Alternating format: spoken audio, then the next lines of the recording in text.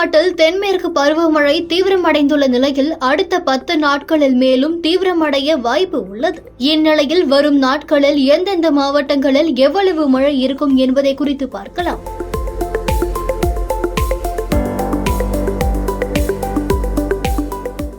தென்மேற்கு பருவமழை இந்த ஆண்டு தமிழகம், கேரளாவில் இயல்பிற்கு முன்பே மே மாத இறுதியிலேயே துவங்கி தீவிரமடைந்து காணப்பட்டது. ஜூன் 1ஆம் தேதி முதல் இன்று 20ஆம் தேதி வரை சராசரியாக தமிழகத்தில் 9 சென்டிமீட்டர் மழை இயல்பான அளவில் பதிவாகியுள்ளது. ஜூலை மாத துவக்கத்திலிருந்து பருவமழை சற்று வலு குறைந்து காணப்பட்டதுடன் வெப்பமான சூழல் நிலவிய நிலையில் கடந்த சில நாட்களாக மீண்டும் மழை வானிலை திரும்பியுள்ளது. குறிப்பாக மாலை மற்றும் இரவு நேரங்களில் ஆங்காங்கே மழை பெய்து வருகிறது. வடக்கு ஆந்திரா, தெற்கு ஒடிசா கடற்கரையை ஒட்டிய மத்திய மேற்கு கடல் பகுதியில் நீடிக்கும் வளிமண்டல மேலடுக்கு காற்று சுழற்சியின் காரணமாக ஜூலை 24ஆம் தேதி அதே பகுதியில் புதிய காற்றழுத்த தாழ்வு பகுதி உருவாகக்கூடும். இதன் காரணமாக கேரளா, கர்நாடகா மற்றும் தமிழக மேற்கு தொடர்ச்சி மலைப்பகுதிகளில் அடுத்த 10 நாட்களுக்கு பருவமழை தீவிரமடையும். குறிப்பாக குற்றாலம், ஒகேனக்கல் போன்ற நீர்வீழ்ச்சிகளில் வெள்ளப்பெருக்கு ஏற்படும். தமிழகத்தை பொறுத்தவரை வானம் பொதுவாக மேகமூட்டத்துடன் காணப்படும். அடுத்த 2 நாட்களுக்கு வட மாவட்டங்களில் மிதமான முதல் சாரல் மழை மாலை மற்றும் இரவு நேரத்தில் பெய்யக்கூடும். இந்த ஆண்டு தென்மேற்கு பருவமழை மே மாத இறுதியிலேயே முன்கூட்டியே தொடங்கி தீவிரமடைந்து மழைப்பொழிவு கொடுத்தது. அதன் பிறகு ஜூலை முதல் வாரம் முதல் பருவமழையும் சற்று தொய்வு நிலை அடைந்தது.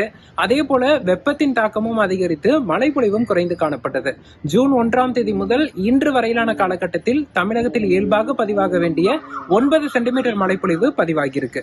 இந்த சூழல்ல கடந்த சில நாட்களாக சென்னை உள்ளிட்ட வடகோடி மாவட்டங்கள்ல பரவலாக மாலை இரவு மிதமான மழை பதிவாகிட்டு இருக்கு. ஓரிரு இடங்கள்ல கனமழை பதிவாகுது. அதற்கான காரணம் என்ன அப்படின்னு பாத்தீங்கன்னா, தெற்காந்திரா மற்றும் அதனை ஒட்டிய கடலோர பகுதியில் உருவாகிய வளிமண்டல மேலடுக்கு காற்று சுழற்சி மேற்கு வடமேற்கு திசையில் நகர்ந்து வடக்காந்திரா மற்றும் அதனை ஒட்டிய தெற்கு ஒடிசா பகுதிகளில் நிலவி வருது. இதன் காரணமாக அடுத்த 3 நாட்கள்ல புதிய காற்றழுத்த தாழ்வு பகுதியும் அதே இடத்தில் உருவாகும் என எதிர்பார்க்கப்படுது. இதன் காரணமாக வரக்கூடிய நாட்கள்ல மீண்டும் தென்மேற்கு பருவமழை தீவிரமடைய இருக்கு. கடல் சார்ந்த அலைவான ராஸ்பி அலைவின் தாக்கமும் கிழக்கிந்திய பெருங்கடல் பகுதிகளில் காணப்படுகிறது. இதன் காரணமாக வரக்கூடிய நாட்களை பொறுத்த வரைக்கும் அடுத்த 2 நாட்களுக்கு சென்னை உள்ளிட்ட வடகோடி மாவட்டங்கள்ல வானம் பொதுவாக மேகமூட்டத்துடன் காணப்படும். மாலை இரவு நேரங்கள்ல மிதமான மழைக்கான வாய்ப்புகள் இருக்கு. கனமழைக்கான வாய்ப்பை பொறுத்த வரைக்கும் மேற்கு தொடர்ச்சி மலையோர மாவட்டங்களான கோயம்புத்தூர், நீலகிரி மாவட்டங்கள்ல கனம் முதல் மிக கனமழையை எதிர்பார்க்கலாம். குறிப்பாக கோயம்புத்தூர் மாவட்டத்தின் வால்பாறை, சின்னக்கல்லாறு போன்ற பகுதிகள், அதே போல நீலகிரி மாவட்டத்தின் அவலாஞ்சி, கேட்டி, கூடலூர் போன்ற பகுதிகள் எல்லாம் மிக கனமழை முதல் அதீத கனமழைக்கான வாய்ப்புகள் வரக்கூடிய நாட்கள்ல இருக்கு.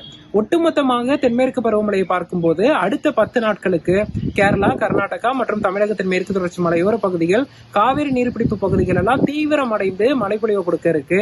இதன் காரணமாக பரவலாக மழைப்பொழிவு தீவிரமடைந்து மிக கனமழையை கொடுக்கும் பட்சத்துல அருவிகள்லையும் நீர்வீழ்ச்சிகள்லையும் நீர்வரத்தை அதிகரிப்பதற்கான வாய்ப்புகள் இருக்கு.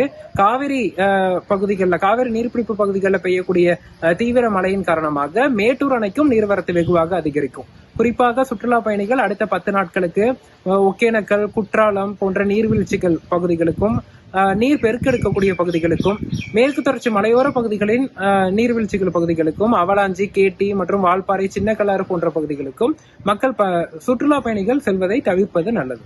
மேற்கு தொடர்ச்சி மலை மாவட்டங்களான நீலகிரி மாவட்டம் அவலாஞ்சி, கேட்டி, கூடலூர், கோயம்புத்தூர் மாவட்ட வால்பாறை, சின்னக்கல்லாறு போன்ற பகுதிகளில் வரக்கூடிய நாட்களில் மிக கனமழை பதிவாகும். கேரளா, கர்நாடகா நீர்பிடிப்பு பகுதி மற்றும் மேற்கு தொடர்ச்சி மலை பகுதிகளில் பருவமழை தீவிரமடைந்து நீர்வரத்தை அதிகரிக்க செய்யும். சுற்றுலா பயணிகள் மூணாறு, பாலக்காடு, வயநாடு, சிக்மங்களூர், கூர்கு, குடுகு, வால்பாறை, சின்னக்கல்லாறு போன்ற பகுதிகளுக்கு சுற்றுலா பயணிகள் செல்வதை தவிர்ப்பது நல்லது.